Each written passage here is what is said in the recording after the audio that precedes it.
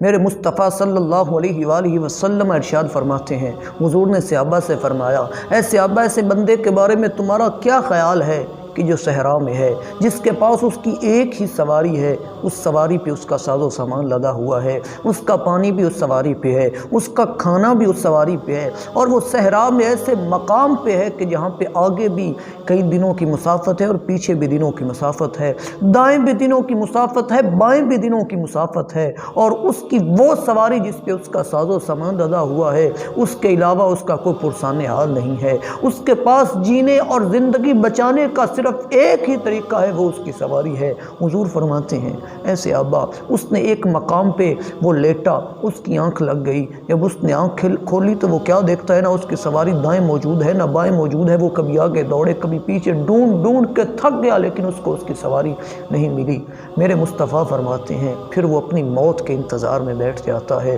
کہ ابھی کوئی چیز آئے گی مجھے چیر پھاڑ ڈالے گی، میرے پاس نہ کھانا ہے نہ پانی ہے، اس صحرا میں نہ کسی کی امید ہے کہ کوئی آ جائے گا۔ حضور فرماتے ہیں پھر اسی موت کے انتظار میں دوبارہ اس کی آنکھ لگتی ہے، جب وہ اپنی آنکھ کھولتا ہے تو کیا دیکھتا ہے کہ اس کی سواری بما ساز و سامان اس کے سامنے موجود ہے۔ میرے مصطفیٰ نے فرمایا، اے صحابہ بتاؤ اس آدمی کو اس کے سواری کے ملنے پہ کتنی خوشی ہوگی۔ صحابہ نے عرض کی، یا رسول اللہ صلی اللہ علیہ وآلہ وسلم، اگر اسے دنیا کا ساز و سامان مل جائے، اس کو دنیا کی بادشاہت بھی مل جائے تو اتنی خوشی نہیں ہوگی جتنی خوشی اس کو اس کی سواری کے ملنے پہ ہوئی۔ اس کو سواری کیا ملی؟ گویا کہ اس کو تو ایک نئی زندگی مل گئی۔ میرے مصطفیٰ نے فرمایا، صحابہ سن لو، جتنی خوشی اس بندے کو اس کی سواری کے ملنے پہ ہوئی، اس سے کہیں زیادہ خوشی اللہ کو ہوتی ہے جب کوئی اس کا گنہگار بندہ، جب کوئی اس کا خطا کار بندہ، جب کوئی اس کا گناہوں میں لتڑا ہوا بندہ اس کی بارگاہ میں آ کے توبہ کرتا ہے۔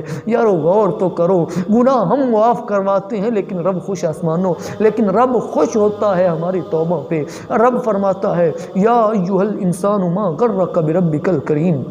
اے انسان تجھے تیرے کریم رب کے بارے میں کس نے دھوکے میں ڈال رکھا ہے؟ غور کیجئے، آج اگر کوئی تھوڑی سی محبت کسی سے کر لے تو وہ کہتا ہے میں اس کے پیچھے جان بھی دوں گا۔ بھئی کیا ہوا؟ وہ کہتا ہے بھئی ہوا کیا، وہ مجھ سے محبت کرتا ہے۔ یار وہ رب جو 70 ماؤں سے بھی زیادہ پیار کرتا ہے، وہ فرماتا ہے بندے بتا تو صحیح تجھے میری محبت کے بارے میں کس نے دھوکے میں ڈال رکھا ہے؟ آج اگر کوئی 2 دن کسی کے ہاں کھانا کھا لے، وہ کہتا ہے میں نمک حرامی نہیں کروں گا، میں نے اس کے گھر کا کھانا کھا رکھا ہے۔ لیکن وہ رب جو ماں کے پیٹ سے لے کے آج تک ہمیں کھلا رہا ہے، وہ فرما رہا ہے، یا ایھا الانسان ما غرک بربک الکریم، اے انسان تجھے تیرے کریم رب کے بارے میں کس نے دھوکے میں ڈال رکھا ہے؟ یار وہ کریم ہے اور ایسا کریم ہے، حضور فرماتے ہیں جب کوئی بندہ اللہ کی بارگاہ میں اس کی خشیت اور اس کے خوف سے اس کی آنکھ سے مکھی کے